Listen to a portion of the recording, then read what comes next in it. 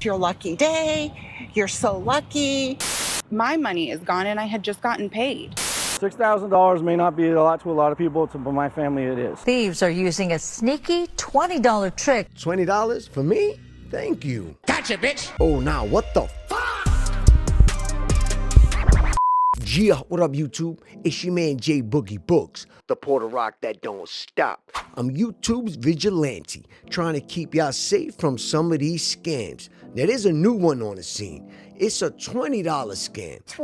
$20? Yes. $20 scam. I saw it on the news last night. This is a professional sleight of hand. You gotta be a magician / David Blaine in order to pull this off. But it is happening to people. You may think it can't happen to you. Oh, yes, it can. Before we get started, make sure you sub, like, and hype the video. All right, Dick, this is how it goes. Somebody walks up to you giving you $20. Sir, you must have dropped this.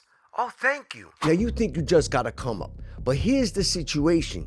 20 or 30 minutes later, your bank account could be drained out. It's all gone. Now you may be thinking, nah, this can't happen, but this actually happened to two people not too long ago. So let's meet our first victim. Her name was Sarah. She swore it was her lucky day. You're so lucky. Was it? You're full of luck. It's your lucky day. No, it wasn't Sarah's lucky day. It was a setup for a classic $20 distraction scam. And by the time it was over, thousands had vanished from her bank account and her daughter's. This whole you drop $20 and it's your lucky day is kind of an idiotic scam to begin with. So to me, I feel like it's hard for me to even fathom falling for this. As she was using her debit card to pay, a stranger approached her and said That I dropped $20, and I said, no, I don't think I did.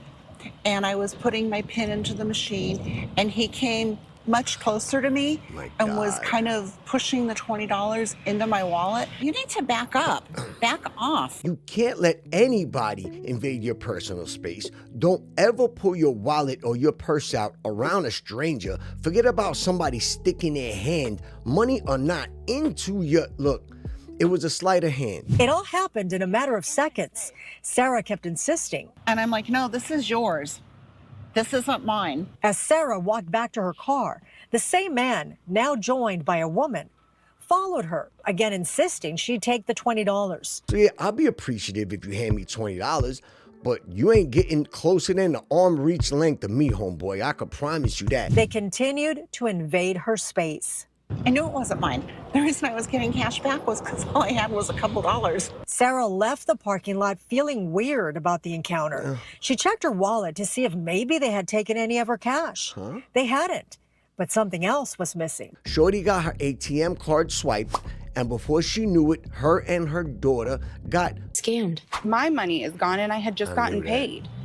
You know, and I'm a teacher. I don't make a lot of money. I really don't. But how are some of these scammers pulling this off? They're doing something called shoulder surfing. So are you putting in your ATM number at the supermarket? Somebody's watching you. They're memorizing your numbers, and then they walk up to you with the $20.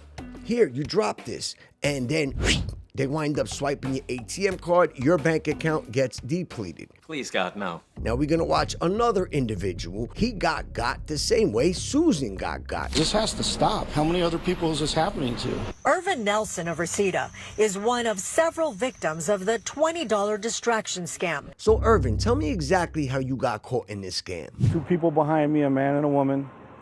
They were getting like really close to me. Irvin says he was putting money back into his wallet when the woman he describes as blonde with the heavy accent bumped him, causing his cash to fall. She's down there trying to pick it up for me, and her hand's like going like that. I'm like, get away, that's my money. Don't let anybody, and I repeat this is the most important one, don't let anybody get that close to you. Within arm's reach, if you're a stranger, you're invading my personal space. So that is an issue. After failing the first time, the thieves followed Irvin to the parking lot, saying he dropped a $20 bill. This is your money. So I reached into my pocket, I pulled my wallet out, and then when I had my wallet right here, she put her hand over it like that, and she had something red over her head, and then she's handing me the 20.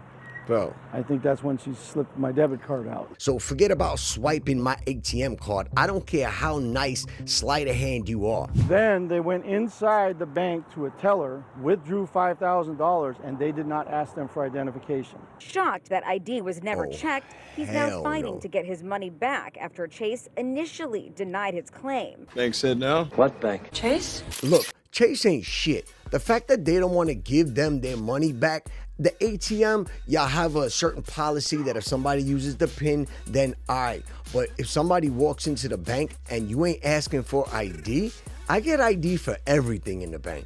So forget about withdrawing $5,000, all right? That doesn't sound right to me. So like I said, Chase ain't shit. I told you. Now look, why is this happening? That's what you gotta ask yourself. Is something hardwired in human beings? Let's listen to somebody explain it a lot better than I can. They're exploiting something called reciprocity, which is a deeply wired human instinct. When someone does something nice for you, your brain wants to immediately respond. There are a lot of people actually falling for this scam. So you gotta be careful, especially if you're older. It's not a choice, it's a reflex that's been wired in us for millions of years. So when a stranger hands you a $20 bill, your guard drops, your brain shifts to gratitude mode, your eyes go to the bill, and your hands stop guarding your belongings. So when you're shopping, you wanna keep yourself safe. So if you have the option to tap, then tap and always bypass your PIN. If you don't enter a PIN, then a scammer can't shoulder surf and memorize your PIN. Second, use cash. I mean, I know a lot of people don't use cash nowadays, but if you use cash, you're just bypassing the whole I'm trying to get your ATM. Kid's got a good point. So it's been your man, J Boogie Books. Be safe when you're out there shopping. There's a whole bunch of scams and a whole bunch of scammers that are out here to catch you while you're lacking. And if you're not safe, then you could be one of the individuals that get got. If you have, let me know in the comments. And if you know any other way to avoid these scammers, also drop that in a comment. If you're not sub to the channel. By the way, we broke 1,000 subs, all right? I forgot to say that. I broke 1,000 subs, boy. Thank each and every one of y'all for that from the bottom of my heart. It's truly appreciated, all right? So stay up. I'll catch all of y'all in the next video. You heard? Peace.